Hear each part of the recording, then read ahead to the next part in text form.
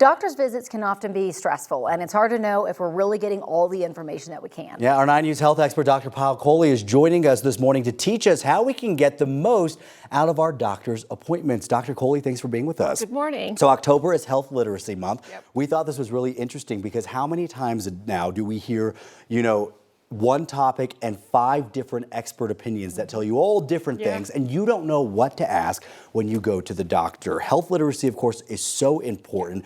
What do we need to know about health literacy? Well, you'd be surprised to hear the statistics. I was surprised because it's not something the medical system often thinks about, but 88% of Americans are not considered proficient in terms of health literacy. 88%. Wow. So that means only 12% of people are proficient when it comes to their health literacy. And you can imagine the consequences, right? More chronic health problems, more medication mistakes, less preventive visits, which all leads to more healthcare costs. So it's not just a problem of communication, it's actually impacting the care you receive, the prognosis that you're going to have, and really the care that the entire system is able to give. So I'm so glad that we're talking about this. So if you have a doctor's appointment coming up, probably more so like a GP where they're kind of looking at everything, how do you prepare for those appointments? Yeah, so it's so important to prepare. Do not go in cold. In fact, when I have clinic on my clinic days, I actually go in early in the morning and I have a little agenda. So I look at every patient before I see them and I know exactly what I'm going to talk to them about. So the doctor comes in with an agenda. I want you to go in with an agenda as well. And that's usually kind of the top 3 things that you want to discuss with them. You want to make sure you take your insurance cards. Make sure you take your medication list. This is really, really important because people come into the office and I say, well, what are you taking? Oh, I don't know what I'm taking. So it's really hard then to counsel them on what they're supposed to be taking, and that includes supplements as well. And then write down any concerns you have. So don't just go blind into the visit. Have a little list of things that you want to talk to the doctor about.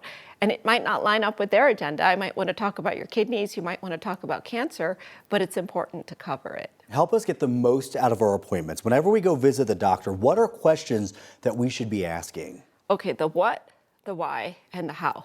What are my main health problems? Why are we focusing on these health problems?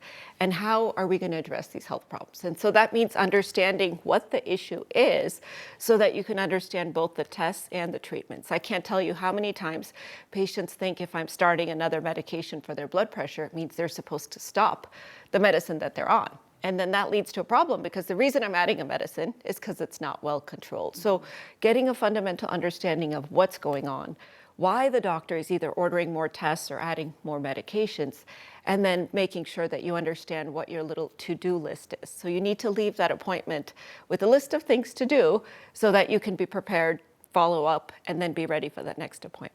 I think you brought up a really good point about when you come in, you should have like all of the supplements and the medications you take, because they could say, oh, I'm taking something for blood pressure or whatever. And you're like, well, which one and how much? Like, what's the dosage? How many are you taking? Right. And so it's so important to really have that list specific so that you can help them the best you can. Very, very important. Sometimes I actually have to spy on them and get into the pharmacy records and say, okay, you filled this 2 years ago, so I don't think you're taking this anymore. And so it makes it really hard for us to manage if we don't know exactly what's going on.